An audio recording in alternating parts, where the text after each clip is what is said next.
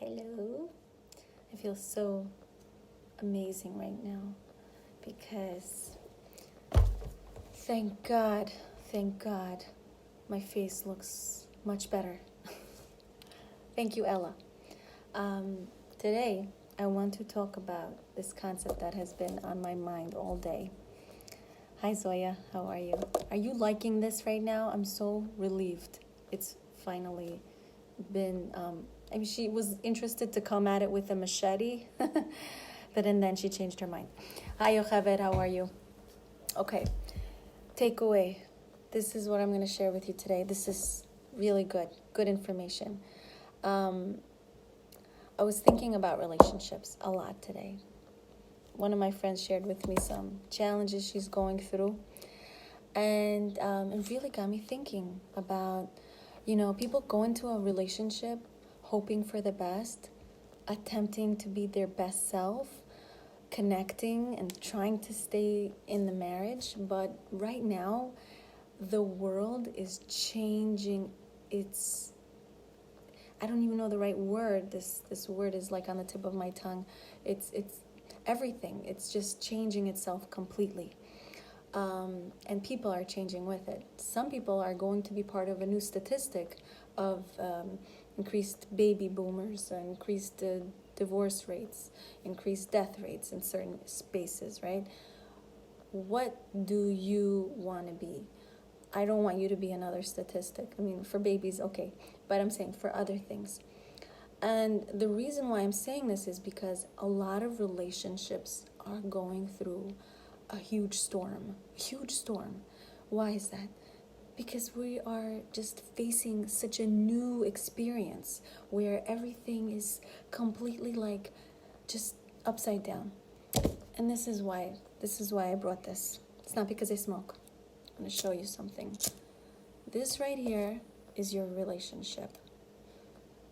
Your responsibility in this relationship is to make sure this candle continues to flame, to be a flame.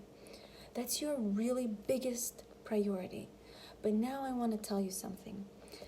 You're going to be walking around with this relationship, and you're going to be outside, and people will come and try to blow out your candle, and the wind will try to come and blow out your candle, and you may be the one who is blowing out your own candle, but you don't realize it. Example, case in point. If I talk really close and loud to this candle, what's going to happen is I may extinguish this candle.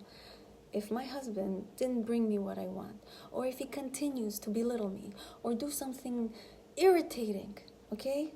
I know that you have something that you might be thinking of. And I decided I'm going to fix this problem right now. So I decided I'm going to tell him, my gift, my speech is also my curse if I don't use it correctly. King Solomon, I think, said, life and death is in the power of the tongue. Look, if I say to him in an angry tone, why? Why do you behave this way? What did I just do? Did I keep the spark alive? Why don't we realize this, me included? When we're angry, we think we're going to get our point across now because we are frustrated. We want them to understand where we're coming from. But what just happened? There's nothing there to work with.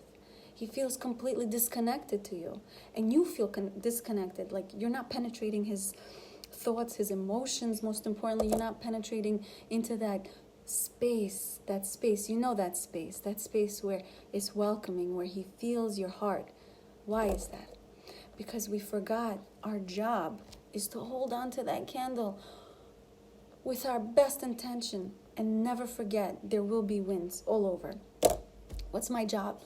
My job is to recreate the spark, which I have the power to. Now I go out into the world, and coronavirus hits, and the wind is coronavirus. It's nature, right? It's a natural phenomenon. And it blows. What's my responsibility? I need to protect it. How do I do that? With this book. Not necessarily this book, but you know what I'm talking about. With tools, you have to protect it. Why? Because when I blow through the book, the wind doesn't penetrate. The wind doesn't blow it out. What happens? It stays true to its existence. It's still there. We need to empower ourselves and not just expect that this candle will stay lit in the wind. And another thing, you may be walking around openly sharing your beautiful candle with the world. And there are some people who don't appreciate that, maybe unintentionally, and they're blowing it out with words like, well, my husband got me this ring. And what does that do to you? Maybe it makes you feel jealous, makes you feel like you have less of a candle now because someone else shared their amazingness. Or perhaps they're saying, wow, your husband's not doing this and that. Maybe it's a mother or mother-in-law saying, why didn't he do that for you? Why didn't he fix your car? Why are you still walking around, driving around with that car? What's happening? They're blowing out your fire. How? Whose job is it to keep your fire alive? Is it his job? Is it the mother-in-law? Is it the friend? It's your job. It's actually your job. And a lot of people think it's your husband's job, including me.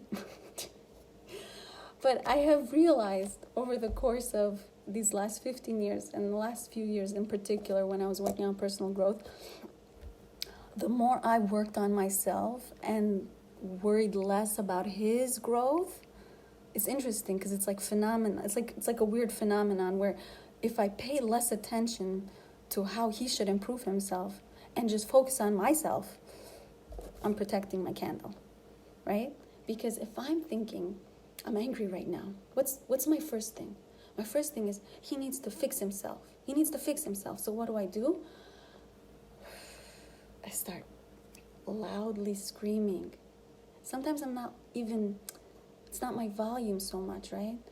I'm trying to express my pain, but it's coming from a place of judgment and disrespect.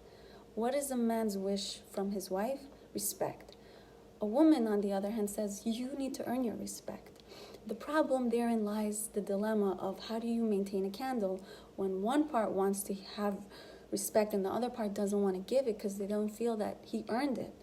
Again, back to this. This is called personal growth. This is something that you need to work through in yourself, right? It doesn't happen just overnight, honestly. But the goal is not to get a new candle, because the new candle will, again, have the same dilemmas. It's the same dilemmas. People think, I get a new husband, I get less problems.